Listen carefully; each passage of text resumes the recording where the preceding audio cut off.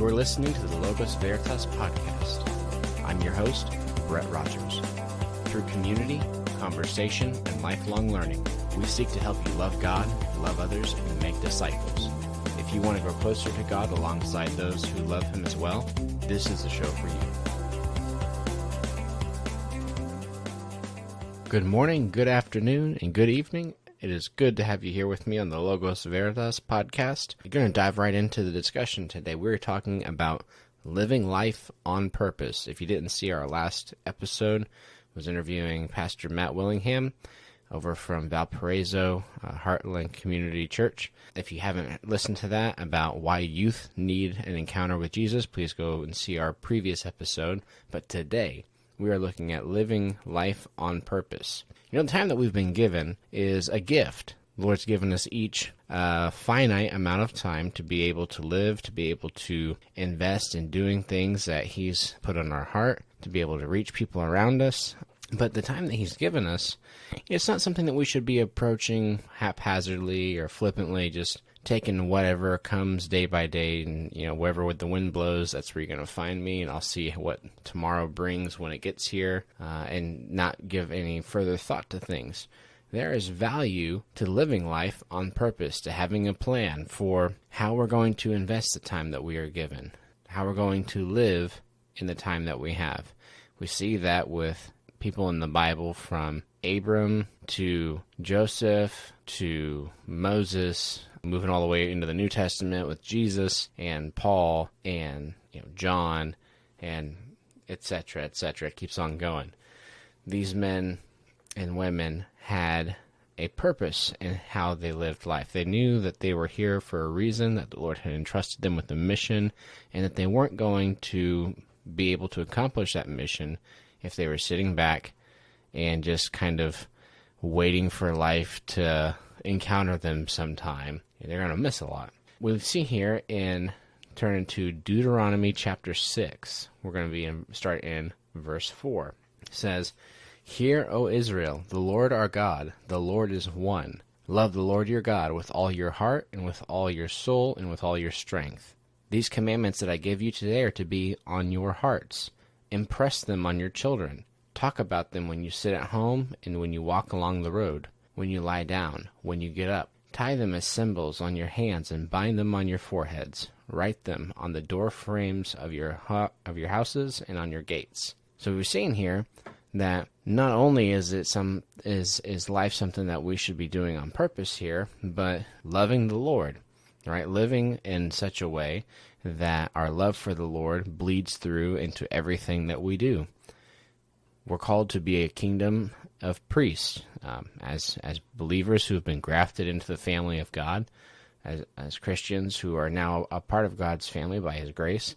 We are called to be a kingdom of priests, that in the way that we live, in the way that we behave, our example needs to be a representative viewing for everybody as to how Jesus would live, walk, talk, what He would do in our day, in our situation, what He would look like with skin on. And that kind of representation doesn't happen if we are content to sit by and just kind of take things from culture, from friends, from family, from whatever life happens to throw our way on a given day. If we don't know what the Lord's plan is for us, what He's spoken to us, what He says about us, and what He has equipped us and commissioned us to undertake, then we will miss some of the plan that He has for us.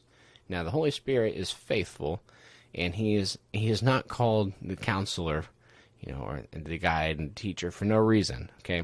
He is gracious. He will point you in the direction that He has for you, and if we're listening, and if we're willing to cooperate, to submit to Him and to cooperate with Him, then He'll set us on the right path, and when we put our trust in Him, He'll make the path straight. But you notice that one thing here in Deuteronomy 6 is saying that not only is living this life, loving God, is this supposed to be done on purpose for you, but it's for those around you. You're going to be impressing these commands that they were going to receive that day on their children. They're They're going to talk about them when they sat at home, when they're walking along the road, when they're lying down, when they're getting up, like all the time. It would be tie them as symbols on your hands and bind them on your foreheads. There's some ways that you could see that as being literal, with the phylacteries and everything, and the leather that in the Jewish communities they'll bind on their arms and have the phylactery boxes on their heads.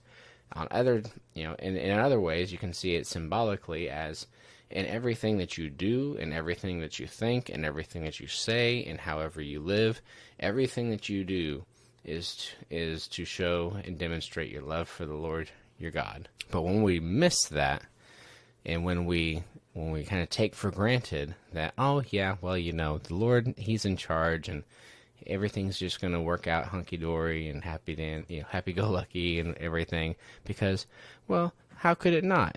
God's on the throne, and He wants good things for us, and this, that, and the other, and so, and really, I've been working hard, and I kind of deserve to relax and everything, and maybe take it easy for a while. Well, as you continue on in the book of Deuteronomy, we get to chapter 28, where in the first part of this chapter, Israel is being told, if you obey God, there are certain blessings that will come to you. There's a favor of the Lord that will be on your community. And goes through, and for 14 verses begins to describe what kind of blessings the nation of Israel could expect if they submitted to the Lord and obeyed His commandments. Continuing on for 50 some odd verses are judgments for curses for disobedience. The Lord was not playing around. He gave the children of Israel a law to live by, a way to be able to be made clean, to approach Him, to dwell in His presence, to have Him near in their community. There's no other nation that had access to that.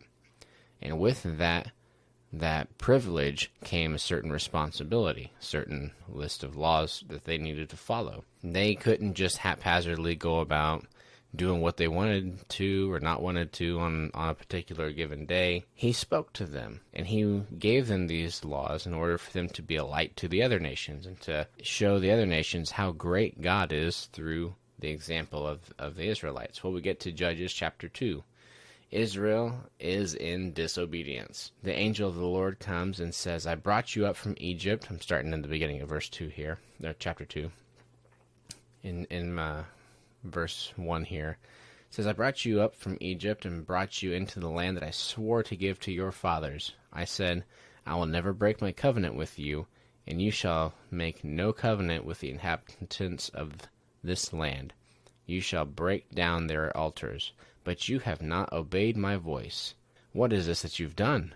So now I say, I will not drive them out before you, but they shall become thorns in your sides, and their gods will be a snare to you. As soon as the angel of the Lord spoke these words, all the people of Israel did up their voices and wept. The Lord ended up coming in and saying, look, you have not been faithful to obey my commands. You've not been faithful to live according to the covenant that you said you would.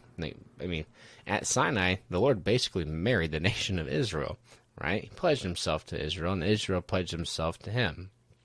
Of course, He turned around and broke it almost immediately with the whole golden calf incident, but that took that the covenant had to be reconfirmed there. Moses went back up and got the tablets again from the Lord for the covenant. But Israel, by this point, after Joshua, we're seeing Joshua here in verse 6, he dismisses the people to go home. Eventually, after some years pass by, Joshua and all of the elders pass away. And then we get to verse 10, it says, all that generation also were gathered to their fathers. And there arose another generation after them who did not know the Lord or the work that He had done for Israel. And the people of Israel did what was evil in the sight of the Lord, and served the Baals. They abandoned the Lord, the God of their fathers, who had brought them out of the land of Egypt. They went after other gods from among the gods of the people who were around them, and bowed down to them. And they provoked the Lord to anger. Not only had the Lord freed them from the gods of Egypt, and set them apart for himself, not only had he given them the law in order to be able to enter into his presence and not die, the people of Israel saw that and then promptly did not follow through, just like if anyone else would be in that position and say, well, I would have done differently. Well, then all we do is testify that, you know what, we are sinful people and we would not have been able to do anything differently.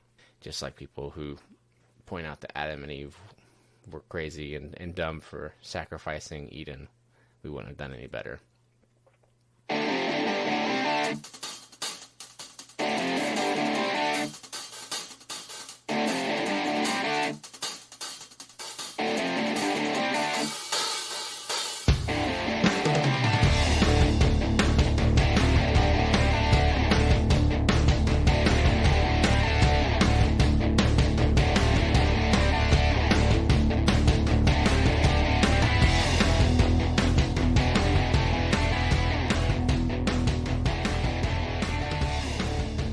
That here in Judges, Israel's unfaithfulness comes into full swing here.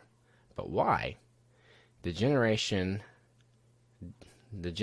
here that arose after Joshua and the elders' generation there did not know the Lord or the work he had done for Israel. So there was a generation that knew the Lord and the work that he had done.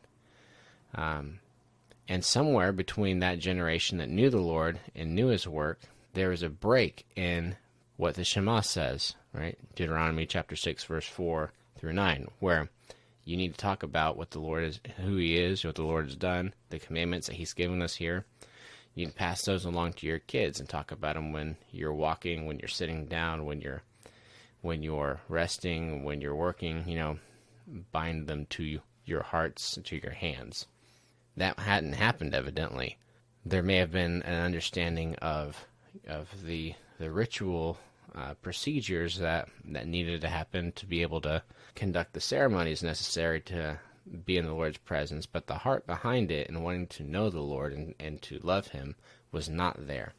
They were not living the life that God had assigned to them, the one that he had entrusted to them and tried to share with them. That life was not being lived on purpose. It became more of, well, we want to be good neighbors to those around us, and maybe we'll see if this thing works out and whatnot, but, let's just take our time and not rush into anything here and do anything brash or whatnot. We don't want to, if this thing doesn't work out, we want to make sure to be able to get along with the people that are around us and everything. And yeah, we want to make God happy, but, there are other deities around here, and we need to be careful not to upset the sensibilities of people around us. These are possible scenarios. I'm not, saying anything that's ironclad. This is exactly what they were thinking. But thinking about today, what would we sacrifice the things that God has entrusted to us, the visions that he's given us for the future, the passions that he's put on our hearts, and the causes that he has entrusted to us and told us that he wants us to take on and be able to champion? Is there something that has caused you to stop in your pursuit of that or in being obedient to the voice of the Lord? Is there something that's caused you to slacken off of that and maybe take it easy for a period, and a period of time becomes weeks, becomes months, becomes potentially years? Is there anything that has caused your passion for the Lord and your relationship with him to grow cold? Is there anything that has taken the time that you used to spend with him and the place in your heart that he once held and begun to replace that? Or maybe he's been replaced for a while, but you didn't notice. If that's taken place, let me encourage you. Live your life on purpose for the Lord. Choose this day who you will serve. See, this is not Christianity, living for God, being his servant, one who brings his image and his way of living to our community, to those around us, and to ourselves as well. This is not something that's to be done lightly, flippantly. This is something that it requires a holistic focus. Every part of us has to be submitted to the Lord.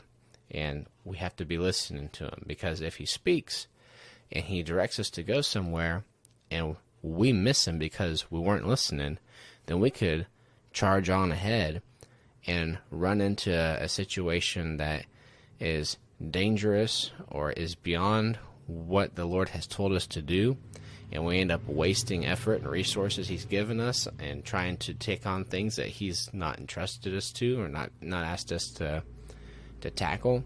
And then ultimately we run to the Lord and ask why things happen, and he'll ask us, well, how come you didn't bother to check with me about what my will was for you before you went and did that? That is where the deception that rests in our hearts, that our corrupt nature likes to take over, because we can convince ourselves and spin a web of logic that, well, if the Lord is really in command the way that everyone says he is and the way that it seems like he is in the Bible, then I couldn't possibly do anything that would be outside of his will. So whatever kind of circumstance I'm in, whatever kind of bad things are going on around me, whatever kind of maybe living situation that I'm in right now that isn't what the Lord's will here in the Bible says, well, you know what, maybe this, things change, and maybe this is actually what the Lord's will is, and I'm just, if it wasn't his will, it wouldn't be happening, right?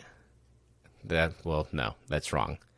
There's things happening that the Lord does not want to have happen, like people dying without him, people being separated from him for eternity, people choosing to serve his enemies, forces of darkness, or living for themselves at the expense of other people, or saying that nobody needs God. Right? These things are things that God does not want, but that he permits, and it breaks his heart. What he wants is for us to know him so well that when he begins to say something, when he begins to move us in a different direction, we're so attuned to the sound of his heart and to the sound of his voice that when he begins to speak to us, he doesn't have to raise his voice and shout real loud in order to get our attention. He doesn't need to have the deep, bassy, booming voice of the Lord coming in through the sky. He can speak to us in that still, small voice, in those soft impressions, and just be able to guide us gently, like in Psalm 23, where it talks about the sheep being led in green pastures and along still waters. There doesn't need to be a loud roar, because we're at peace with the Lord. If we're not living our life on purpose for him, if we're not surrendered to him and having determined who it is that we're going to serve, then we're at the mercy of whatever force is going to be coming against us, or that we'll be aligning ourselves with on a particular day. But we won't be having the reach, the impact, or living the kind of life that God wants us to.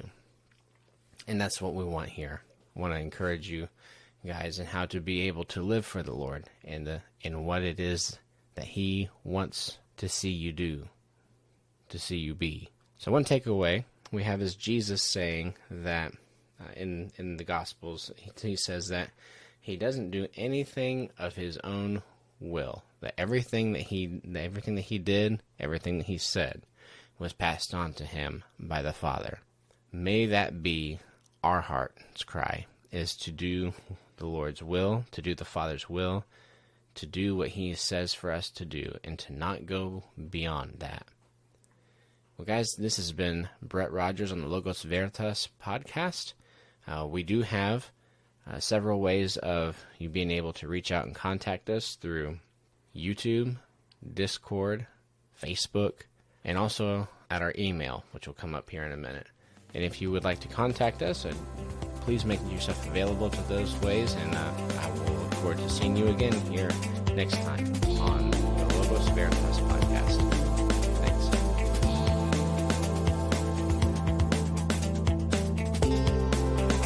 Thanks for joining us for today's episode of the Logos Veritas podcast. If you like today's episode, please like and subscribe and share this episode with any friends that you think may enjoy it. If you have any questions or would like to contact us, you can reach us via email at logosveritas@gmail.com or through Facebook, Discord, and YouTube. Thanks again for joining us today, and we look forward to seeing you soon.